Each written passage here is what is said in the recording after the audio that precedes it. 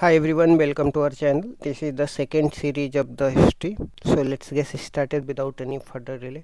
Question number 1 से start करते हैं। अशोक के राजा बनने की भविष्यवाणी किसने करी थी? पिंगल वत्स नामक आजीवक ने अशोक के राजा बनने की भविष्यवाणी करी थी। चाणक्य की मृत्यु के बाद मौर्य साम्राज्य का प्रधानमंत्री कौन बना था?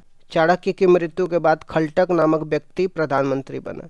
खलटक के बाद राधागुप्त प्रधानमंत्री बना, जिसकी सहायता से अशोक अगला मौर्य शासक बना। अशोक की माता का नाम क्या था? अशोक के माता का नाम सुभद्रांगी था। अशोक की पत्नी का नाम क्या था? अशोक की पत्नी का नाम असंगमित्रा था और उनकी प्रिय पत्नी का नाम कौरकी था। कौशाम्बी अभिलेख में कौरकी को दान देते हुए उल्लेख मिलता है और इसी अभिलेख को रानी का अभिलेख कहा जाता। अशोक के पुत्र का नाम क्या था? अशोक के पुत्र का नाम कुणाल था। अशोक के गुरु का नाम उपगुप्त था। उपगुप्त से अशोक ने बौद्ध धर्म की शिक्षा ग्रहण करी थी। अशोक ने अपने कितने भाइयों का हत्या करके शासक बना था? अशोक ने अपने 99 भाइयों की हत्या करके शासक बना था। हालांकि ऐसा कोई साक्ष्य या प्रमाण नहीं है। वास्तविकता में अशोक ने अपने भाई सुशी की हत्या कर शासक बना था, जो बिंदुसार की दूसरी पत्नी चारुमित्रा का पुत्र था। हालांकि अशोक का 5वां अभिलेख उसके परिवार और भाइयों के जीवित होने का वर्णन करता है। राजा बनने से पूर्व अशोक कहाँ का राज्यपाल था? राजा बनने से पूर्व अशोक अवंती या उज्जैनी का राज्यपाल था। बिंदुसार के समय तक्षशिला के विद्रोह को दबाने के लिए पहली बार अशोक को भेजा गया था, लेकिन वह यूनानियों के कारण असफल रहा। अशोक का नाम उल्लेख किन अभिलेखों में मिलता है? अशोक के नाम का उल्लेख मास्की अभिलेख, गुर्जर अभिलेख, नैतुर अभिलेख, उडेगोलम अभिलेख से मिलता है। अशोक का पहली बार नाम मास्की अभिलेख से मिलता है। अशोक को विभिन्न अभिलेखों में किन किन नाम से पुकारा जाता था? गिरनार में अशोक को अशोक मौर्य बोला जाता था। भानु अभिलेख में अशोक को प्रियदर्शी बोला जाता था। मास्की अभिलेख में अशोक को बुद्ध शाक्य बोला जाता है। अशोक को सामान्यतः प्रियदर्शी तथा देवनाम प्रिय से जाना जाता है। अशोक का राज्य अभिषेक किस वर्ष में हुआ था? अशोक का राज्य अभिषेक 269 ईसा पूर्व में हुआ था। कलिंग युद्ध कब लड़ा गया था? कलिंग का युद्ध अशोक के अभिलेख के 8 वर्ष कलिंग युद्ध कब लड़ा गया था? कलिंग युद्ध अशोक के राज्य अभिषेक के 8 वर्ष बाद 261 ईसा पूर्व में लड़ा गया था। कलिंग युद्ध का वर्णन अशोक के किस अभिलेख में मिलता है? कलिंग युद्ध का वर्णन अशोक के 13वें अभिलेख में मिलता है। यह अशोक का सबसे बड़ा अभिलेख है। कलिंग की राजधानी क्या थी? कलिंग की राजधानी तोसली थी। कलिंग किस लिए प्रसिद्ध था? कलिंग हाथियों के लिए प्रसिद्ध था। कलिंग युद्ध के समय कलिंग का शासक कौन था? कलिंग युद्ध के समय कलिंग का शासक उड़ीसा का प्राचीन नाम क्या है? उड़ीसा का प्राचीन नाम कलिंग है। कलिंग युद्ध के बाद अशोक ने कौन सा धर्म ग्रहण किया? कलिंग युद्ध के बाद अशोक ने बौद्ध धर्म ग्रहण किया था। अशोक के अभिलेखों के खोजकर्ता कौन थे? अशोक के अभिलेखों की खोजकर्ता पोंटी कैंटलर एंड स्टेफन थैलर थे। इन्होंने 1750 में दिल्ली मेरठ अभिलेख की खोज करी थी। दिल्ली मेरठ अभिलेख को फिरोज शाह तुगलक दिल्ली लाया था। अशोक के शिलालेखों को पढ़ने वाले पहले अंग्रेज कौन थे? जेम्स प्रिंसप थे। इन्होंने 1837 में दिल्ली टोपरा अभिलेख को पढ़ा था।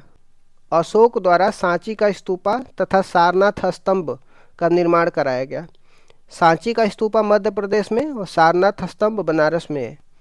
सारनाथ स्तंभ को अशोक स्तंभ भी कहते हैं और यह भारत का राष्ट्रीय चिन्ह है। इसमें 4 जानवर हैं, हाथी, घोड़ा, वृषभ जिसको बैल बोलते हैं, शेर अंकित किए गए, जो हालांकि 3 ही दिखाई देते हैं। अशोक का सबसे छोटा अभिलेख कौन सा है? अशोक का सबसे छोटा अभिलेख रुमिदई अभिलेख है। अशोक का सबसे छोटा अभिलेख रुमिदई अभिलेख है। इसमें भू राजस्व की दर को कम करने का वर्णन किया गया है। अशोक ने किस शहर की स्थापना करी थी? अशोक ने श्रीनगर शहर को बसाया था। अशोक के पहले अभिलेख में पशु बलि की निंदा किया गया है और यह घोषणा किया गया है कि सभी मनुष्य मेरी संतान है। अशोक के दूसरे अभिलेख में क्या उल्लेख है?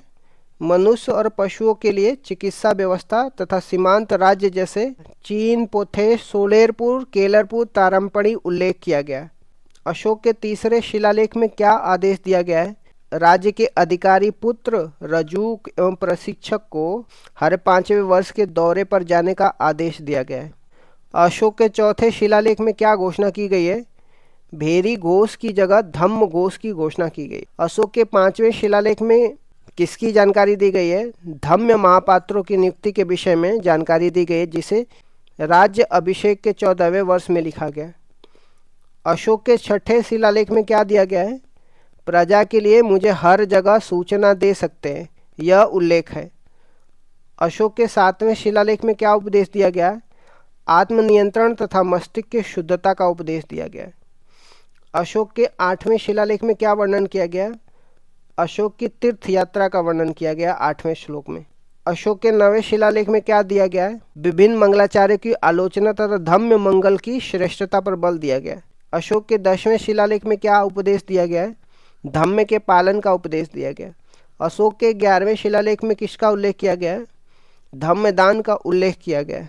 अशोक के 12वें शिलालेख में क्या जानकारी मिलती है? धार्मिक सहिष्णुता की नीति का उल्लेख और स्त्री महामात्य की नियुक्ति का उल्लेख इसी शिलालेख में मिलता है। अशोक ने धम्म के प्रचार के लिए महेंद्र और संघमित्रा को कहाँ भेजा था? श्रीलंका भेजा था। अशोक ने धम्म के प्रचार करने के लिए सोन और उत्तरा को कहाँ भेजा था? स्वर्ण पर्व, जिसको बर्मा या म्यांमार बोलते हैं। अशोक ने धम्म का प्रचार करने के लिए मजतांगनी को कहाँ भेजा था? कश्मीर और गांधार भेजा था। अशोक ने धम्म के प्रचार करने के लिए महारक्षित को कहाँ भेजा था? यमन राज्य में भेजा था। मौर्य काल में विभिन्न प्रांतों की राजधानियां देखते हैं। जो मध्य प्रांत होता है, जिसके प्राची या प्राची बोलते हैं, इसकी राजधानी पाटलिपुत्र होती थी। कलिंग, जिसको पूर्वी प्रांत बोला जाता था, इसकी राजधानी तोशली। अवंती की राजधानी उज्जैनी। उत्तर पथ, जिसको उदीची बोला जाता है, इसकी राजधानी तक्षशिला। दक्षिणा पंथ की राजधानी स्वर्णगिरी। अब आ जाते हैं शुंग वंश से संबंधित कुछ प्रश्न पे। मौर्य वंश का अंतिम शासक कौन था?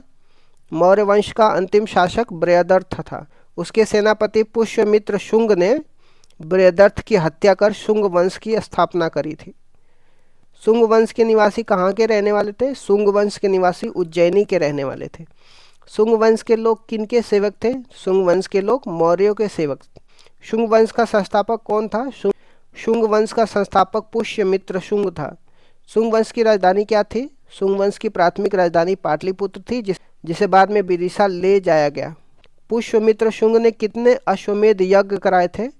पुष्यमित्र शुंग ने 2 अश्वमेध यज्ञ कराए थे। पुष्यमित्र शुंग के समय पुरोहित कौन थे? तो पुष्यमित्र शुंग के समय पुरोहित पतंजलि थे। पतंजलि ने कौन सी किताब लिखी थी? पतंजलि ने महाभाष्य नामक किताब लिखी थी। यह पुस्तक संस्कृत भाषा में लिखी गई थी।